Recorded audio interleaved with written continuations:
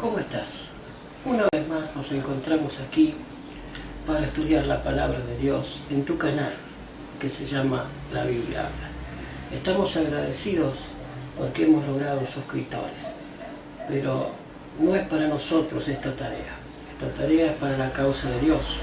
Para Él sea la gloria y la honra, y para Él sea también esto que estamos iniciando hoy, este estudio de la Biblia. Queremos agradecerte por tu tiempo, por escucharnos, por vernos, tal vez por difundir nuestros videos. No es mi fin aparecer yo en YouTube, pero el fin es que no me veas a mí, sino que veas a la palabra de Dios, que te pueda hablar a tu entendimiento y a tu corazón. Estamos agradecidos porque nos abres cada vez que ves estos videos la ventana de tu computadora o de tu celular. Gracias por la misericordia de Dios que nos da de poder seguir comunicándonos contigo. Vamos a empezar el estudio de hoy, la segunda parte, o la tercera parte, mejor dicho, del capítulo 8 de Daniel, del cual ya habíamos terminado, ya habíamos entrado en el capítulo 9, pero tiene que ver con el capítulo 8. Pero antes vamos a buscar a Dios en una oración. Acompáñanos juntando tus manos, cerrando tus ojos y elevando tu mente hacia el cielo. Cariñoso Dios que estás en los cielos, te agradecemos por la misericordia que tú nos tienes. Gracias por tu amor y tu bondad, Señor, que nos permites preparar estos temas para tu gloria y honra.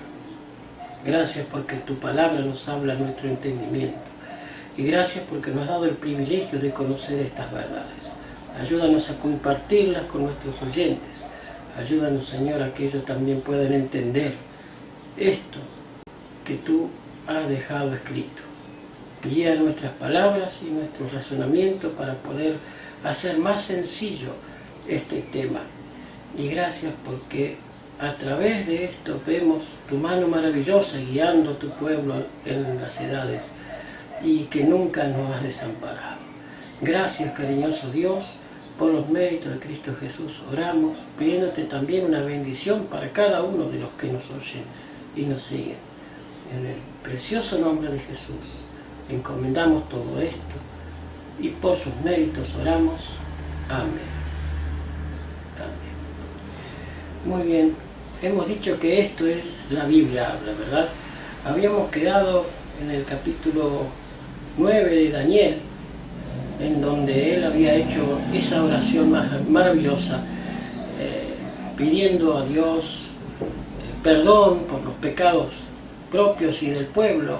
Se identificaba él con su pueblo y que él había quedado totalmente fuera de foco, como quien dice, porque no había podido comprender la visión no del carnero y del macho cabrío, sino de las 2300 tardes y mañanas. Él, que había quedado prácticamente anonadado, no podía comprender qué era eso, cómo cuándo empezaba eso y qué pasaría en ese periodo de tiempo. Él no lograba entender esto. Entonces hace esa oración en el capítulo 9 maravillosa, y al final de la oración, justo antes de terminar, el ángel Gabriel, que había sido enviado por Dios al comienzo de la oración de Daniel, llega a él para guiarlo y enseñarle la visión que Dios le haría de explicar. Pero algo maravilloso, porque no le da una explicación concisa de los 2300 tardes y mañanas, sino que le agrega otra profecía más, ¿verdad? Y esa profecía es la de las 70 semanas. Y le dice: 70 semanas están cortadas para tu pueblo. Son solamente para tu pueblo. Eso era impresionante. Y yo me imagino a Daniel, que habría quedado totalmente perplejo, mucho más de lo que estaba, ¿verdad? Pero no se quedó el ángel allí, sino que le siguió explicando mucho más. Por eso vamos a ver con la misma Biblia que nos hable, porque esto es, la Biblia habla, que la misma Biblia nos hable y nos explique qué significa esto. Y vamos a desmenuzar con la misma Biblia ese periodo de tiempo de las 70 semanas. Si tú me acompañas en la lectura de la Biblia, vamos a concluir en la palabra de Dios, que ella nos hable directamente a nuestro entendimiento. Muy bien. El versículo, hemos leído ya el versículo 24 del capítulo 23, pero vamos a tomarlo como punto de partida en el estudio de hoy. Notemos, el versículo 23 es interesante también, siempre me gusta leer un versículo anterior para comprender el contexto de las cosas.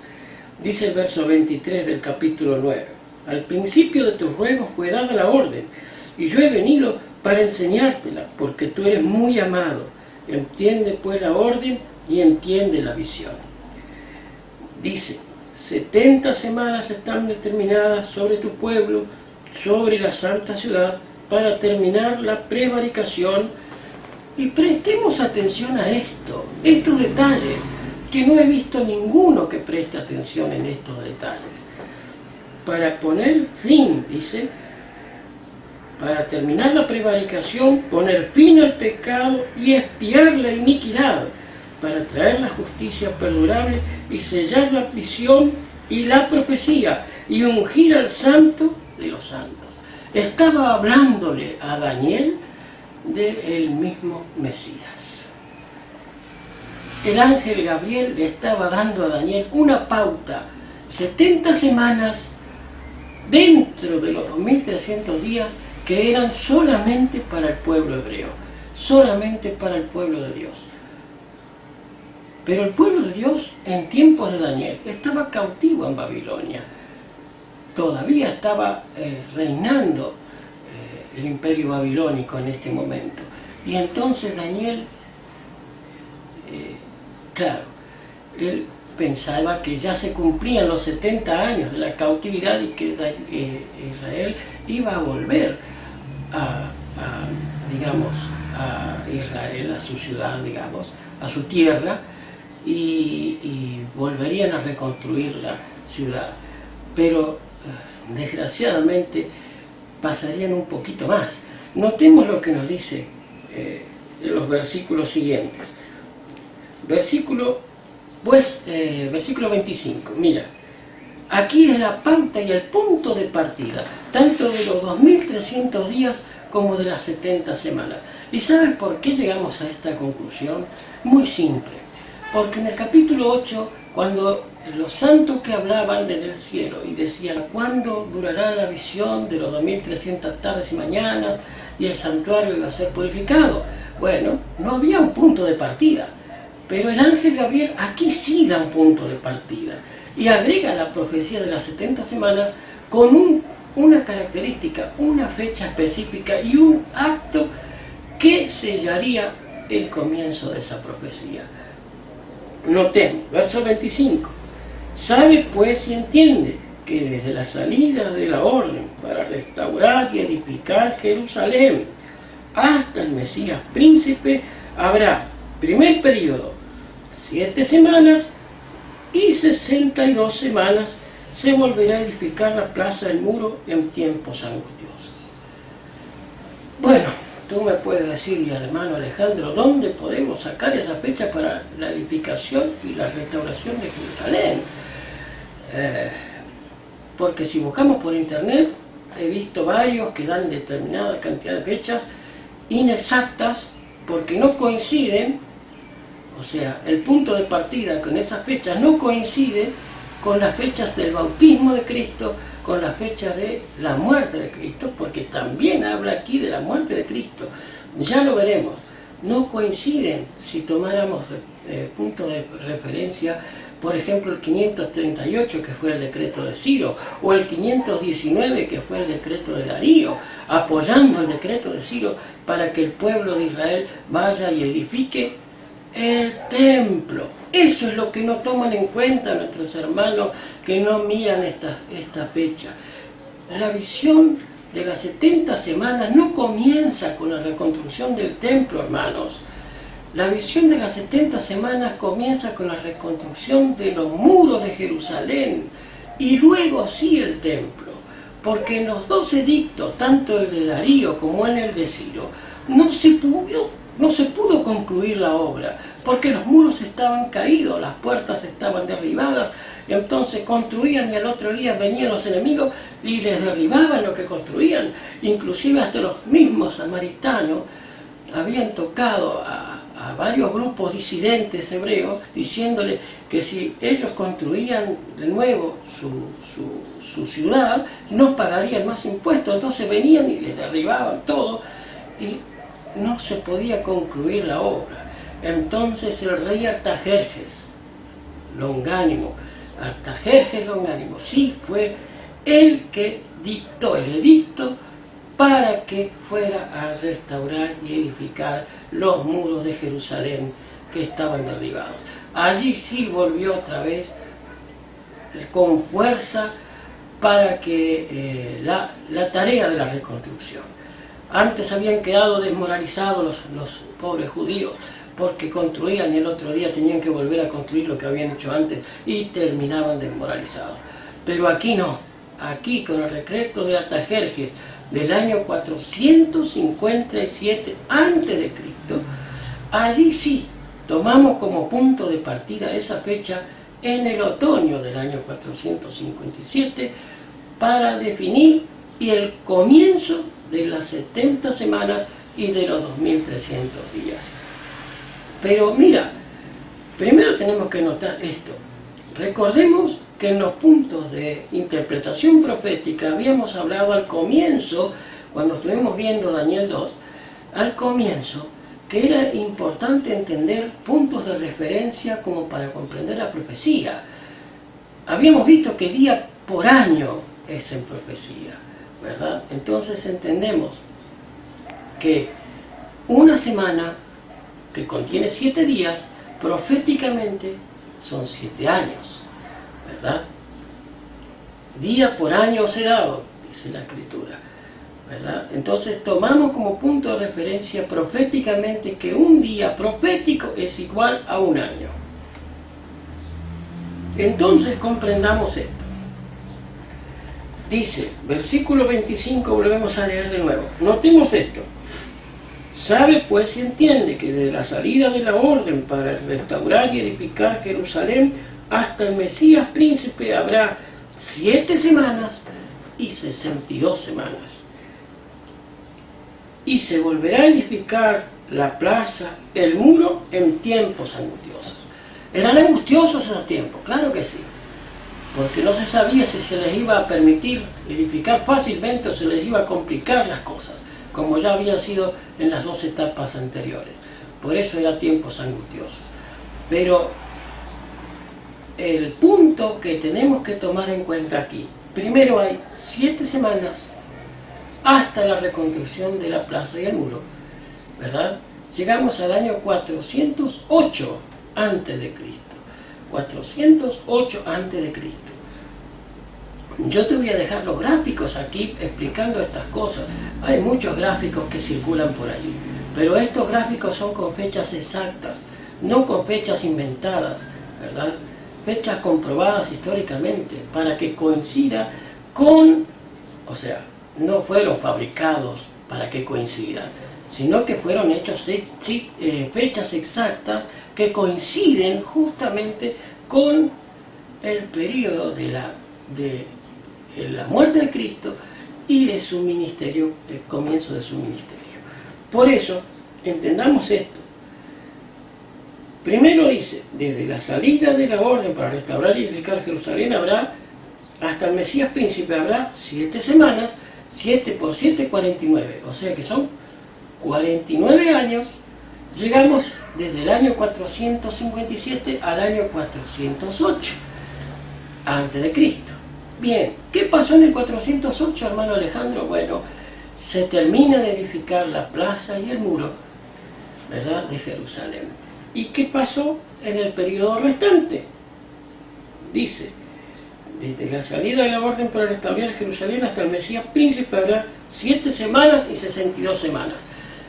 Después del año 408 se extiende al año 27 de la era cristiana, o sea, un periodo de 69 semanas llegamos hasta aquí. 69 semanas llegamos al Mesías príncipe en el año 27 de la era cristiana. En el año 27 es el comienzo del ministerio de Cristo, ¿verdad? El comienzo del ministerio del Señor Jesús se cumple en el año 27 con su bautismo, ¿verdad? Allí se bautiza Cristo, lo bautiza Juan y él comienza su tarea ministerial. Pero la profecía no termina allí.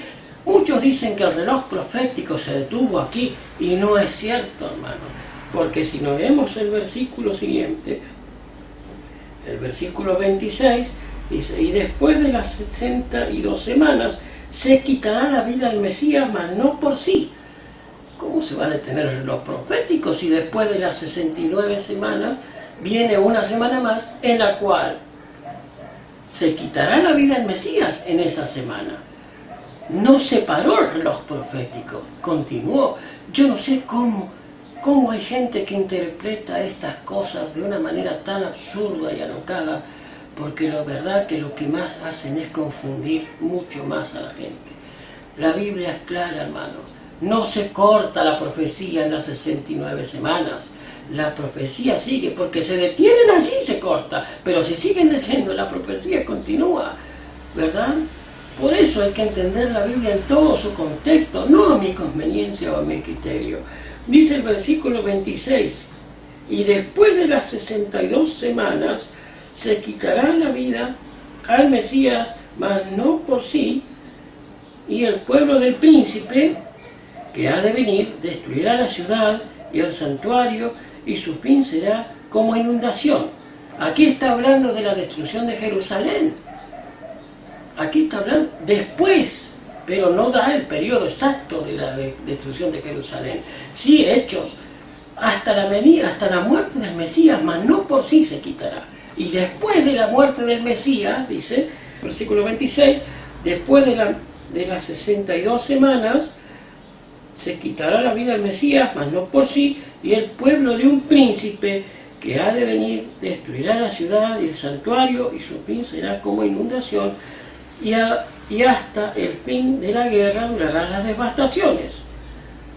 Aquí está hablando del futuro emperador Tito, ¿verdad? Que vino con los ejércitos, sitió Jerusalén, destruyó todo. Está hablando de eso, pero eso no quiere decir que eso ocurrirá en la semana 70, ¿verdad? Estamos hablando acá está hablando de las 62 semanas, porque las otras primeras semanas ya habían pasado, era la reconstrucción del muro, quiero decir, y de la plaza, ¿verdad? 7 semanas y 62 semanas. En 7 semanas se terminará de construir la plaza y el muro en tiempos angustiosos. Y después, en esas 62 semanas, vendrá el Mesías príncipe, y en la última semana se quitará la vida al Mesías príncipe, mas no por sí. Bien, quiero que te quede claro esto. Primera etapa de las 62 semanas, que son exclusivamente para el pueblo hebreo, dice: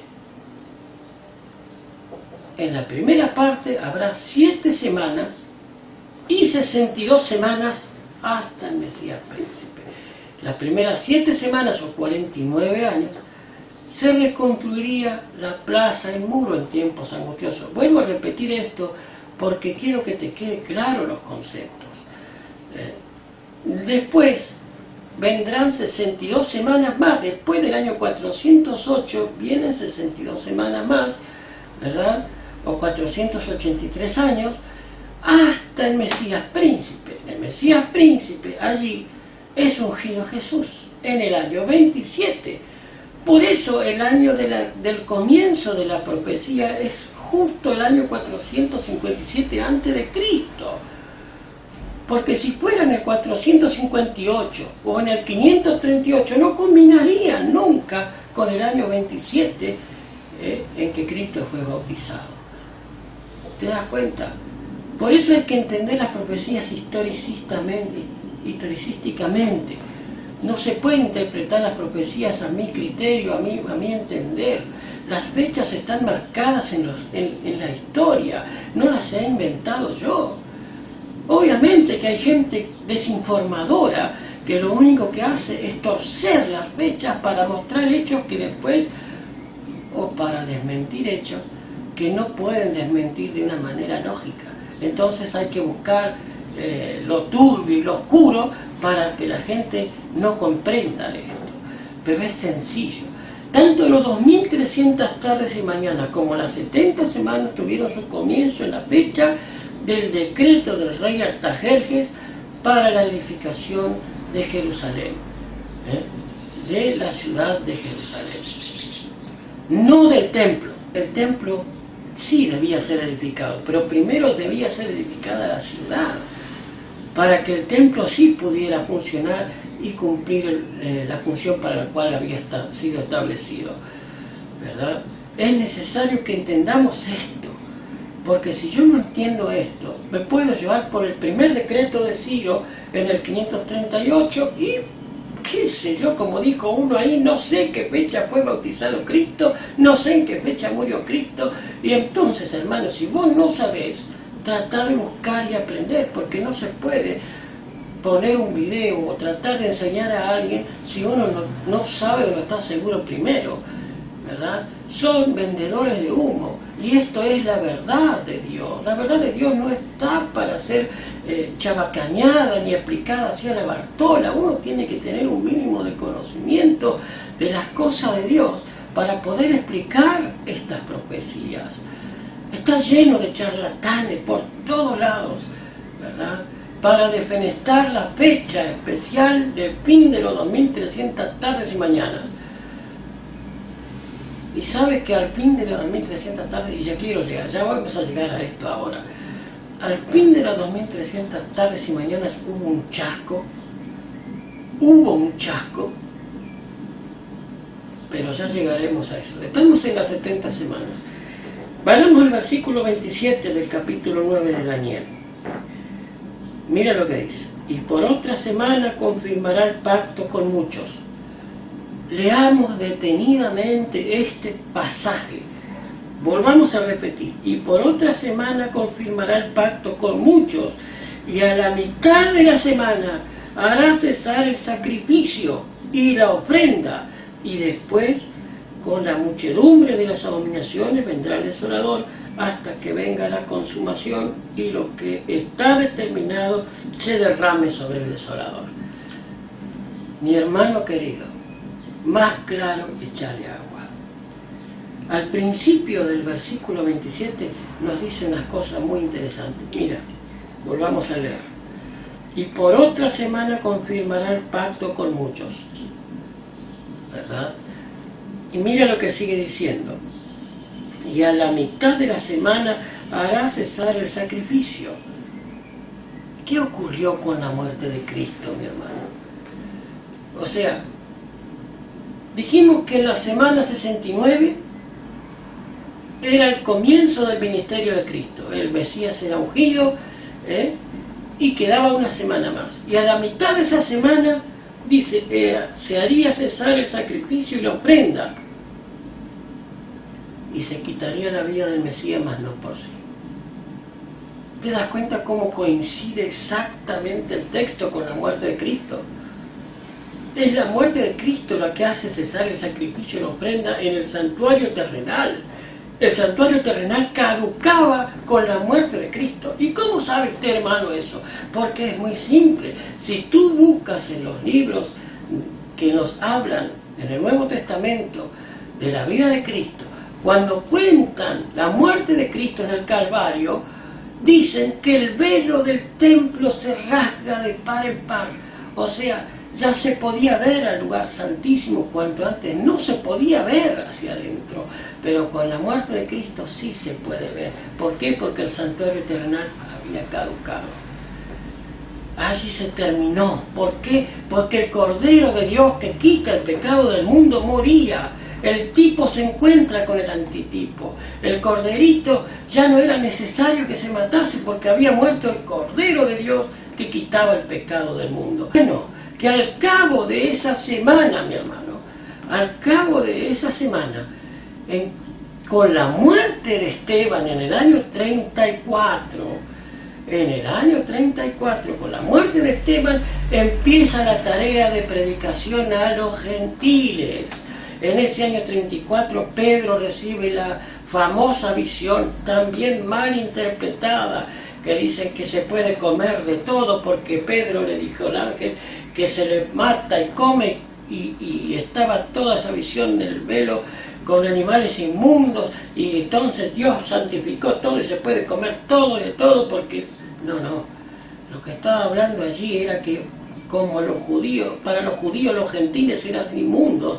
La visión que Dios le había dado a Pedro era que llevara el mensaje a esos que para ellos eran inmundos, pero lo que Dios santificó no lo llames inmundo, le dijo el Señor. ¿Entiendes? Es tan clara la Biblia, amado, es tan clara la interpretación de la profecía. ¿Por qué hay tantos que dicen que no la entienden? Si es tan simple con solamente detenerse a leer, con detenimiento y con cuidado y con oración, porque hemos orado antes de abrir la Escritura. Por eso es necesario que tú y yo la entendamos con una oración. Es Dios el que nos lleva a la verdad. En el año 34 terminan las 70 semanas. Terminan las 70 semanas, porque allí se acaba el tiempo de gracia de Israel como nación santa. ¿Y a dónde va entonces Dios a buscar a su pueblo? A los gentiles. La predicación empieza a los gentiles. Allí comienza Pedro en la casa de Simón el Curtidor, y recibe esa visión, y también empieza el ministerio de los demás apóstoles hacia los gentiles. Qué inmensa, qué bueno que es Dios que nos ha dejado todo esto tan detalladamente para que el que lo quiera entender lo entienda.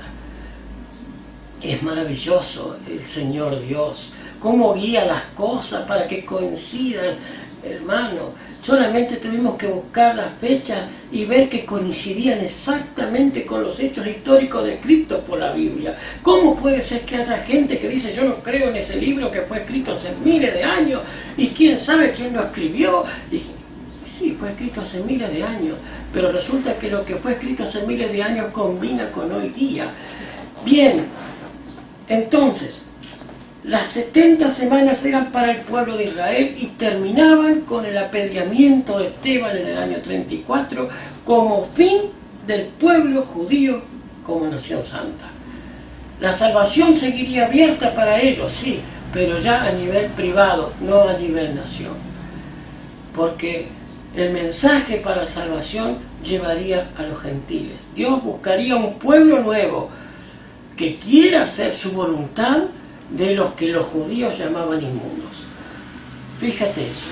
Cuidado con aquellos que dicen somos el pueblo de Dios, porque Dios se puede buscar pueblo a los que tú llamas inmundos. Cuidado con eso. Cuidado con eso. Entonces, llegamos entonces al año 34 y nos quedan restantes de los 2300 tardes y mañanas 1810 años, en los cuales no hay nada descrito de acontecimientos así, pero nos lleva hasta el otoño de 1844, ¿verdad? En 1844, ¿qué pasó en 1844? Bueno, la visión de Daniel de los 2300 días decía ¿hasta cuándo el santuario iba a ser purificado? ¿Hasta cuándo? Bueno, hasta 2300 tardes y mañanas y luego el santuario será purificado. ¿Pero qué santuario? Si el santuario terrenal había sido descrito acá que Tito iba a venir con el ejército y iba a destruir todo, por lo tanto el santuario terrenal ya inclusive había caducado con la muerte de Cristo. ¿Pero de qué santuario me estás hablando, hermano Alejandro? Bueno, del santuario celestial que describe Hebreos, porque Hebreos dice, no entró Cristo en un santuario hecho de manos, sino en el cielo mismo. Allí es donde Cristo comienza su tarea sacerdotal, allí en 1844. Y ¿sabes una cosa? El pequeño grupo de estudiantes de la Biblia que empezó a predicar alrededor de 1830, de que el santuario iba a ser purificado y de que empezó a ver estas profecías y ponerle fechas para el cumplimiento del regreso de Cristo, porque se pensaba que el santuario que debía ser purificado era la tierra, ¿verdad? Entonces no quedaba otra que lo que se iba a purificar era la tierra. Entonces Cristo venía y se purificaba la tierra. Y predicaron con ahínco. Y no solamente en Estados Unidos, en otras partes del mundo, personas que no se conocían también empezaron a predicar este mismo mensaje del regreso de Cristo.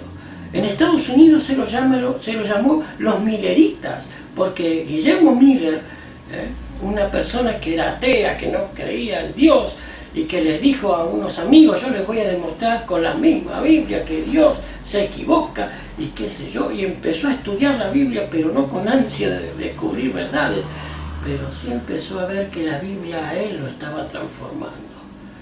Y le empezó a mostrar la misma Biblia cosas que él no había visto. Empezó a estudiar con ahínco desde el Génesis, con una concordancia, y solamente la Biblia, y con la concordancia empezó a estudiar, y llegó al descubrimiento de esta profecía de Daniel, ¿verdad? Del capítulo 8, verso 14. Hasta 2300 tardes y mañanas y el santuario será purificado. ¡Ah! Cristo viene, dijo. Primero quería demostrar que Cristo no existía, pero ahora cambió su punto de vista. La Biblia transforma el corazón del hombre, ¿verdad? Y aunque predicó un hecho inexacto como el regreso de Cristo, que después terminó, pobrecito, ¿verdad? Muy calumniado, muy maltratado, por una simple equivocación de datos, porque él se quedó con que Cristo vendría a purificar la tierra. Pero no sé, las profecías encajaban, hermanos. Si yo te muestro los 2300 tardes y mañanas y las 70 semanas, combinan, entonces no puede ser que había sido un error. ¿Cuál era el error? El error fue el hecho de poner que el santuario iba a ser la tierra. Y tú me dices, pero ¿cómo se puede? ¿La verdad se puede nacer del error? Pues mira una cosa, mi hermano. Cuando Cristo muere en la cruz y los discípulos que iban camino a Emaús se encuentran con el Maestro, ya no le decían a Cristo el Mesías, sino a Cristo el profeta, le dijeron. Tú no sabes lo que pasó con el profeta, varón santo. Se llevaron un chasco, porque ellos no entendieron que el sacrificio, la muerte de Cristo era para la salvación de sus vidas. No podían entender que el Mesías debía morir. Ellos no entendieron que el Mesías debía morir. Lo mismo pasó con los pioneros adventistas, ¿verdad? O mileritas. Ellos no entendieron que Cristo no traería su reino todavía, sino que comenzaría su obra sacerdotal en el santuario, purificando de los pecados el santuario celestial. Por eso, ¿cómo puede ser que el santuario celestial necesite ser purificado si en el cielo están todos seres santos? Claro, están todos seres santos, sí. Pero la Biblia nos menciona que los libros donde nuestras vidas se quedan registradas con nuestros pecados enturbian el santuario celestial. Tus pecados y mis pecados hoy en día, como no hay un santuario terrenal que se pueda llevar nuestro corderito, porque ya murió el Cordero de Dios, ¿verdad? Entonces, Él debe concluir su obra sacerdotal e intercesor ante el Padre, como hacía el sumo sacerdote el día de expiación, ¿verdad? El día de expiación judío en el Yom Kippur, el día de expiación era el día de juicio, Por eso la visión que habíamos visto en capítulo 7 decía que el juez se sentó y los libros fueron abiertos. ¿Qué libros fueron abiertos? Bueno, el libro de tu vida, de mi vida, de la vida de todos, que es la que mancha el santuario celestial, porque nuestros pecados están manchando el santuario celestial. Entonces es necesario hacer que el santuario celestial se purifique. ¿Cómo? Bueno, a través de la obra intercesora de Cristo ante el Padre, ¿verdad? Primero son juzgados los muertos en Cristo, los que aceptaron en algún momento al Mesías y fallecieron, ellos son juzgados primero. Ya hablaremos del tema del juicio con mayor detenimiento, pero esa es la obra que Cristo hoy día está llevando a cabo en el cielo, ¿verdad? Esa es la explicación de los 2300 tardes y mañanas. Por eso el mensaje milerita no fue un error completo, fue una falta de interpretación correcta, pero las fechas coincidían, hermano. Porque el bautismo de Cristo, si tú hagas los libros de historia, cualquier manual de historia te dice que fue en el año 27. Es bautizado en el año 27, ¿verdad? El año 27. Es muerto en el año 31. Y en el año 34, allí es el apedreamiento de Esteban. Esas fechas coincidían, exactamente coincidían. Por eso el punto de partida tenía que haber sido el año 457. No podía haber sido cualquier otro año. Entonces, conclusión de este tema de hoy. El chasco que sufrieron los mileritas no fue por predicar una mentira. No fue porque enseñaron error desde el principio, o algo fanático y sacado de una mente desequilibrada, o satánica, como dicen muchos por ahí. No, no. Guillermo Miller terminó abrumado por el peso del error que él había cometido de la interpretación final de la profecía. Porque el error fue la interpretación final. En 1844 no era la purificación de la tierra, sino la purificación del santuario celestial. Allí entra Cristo en el santuario celestial oficial como nuestro sumo sacerdote. O sea, comienza nuestro día de expiación, nuestro Yom Kippur.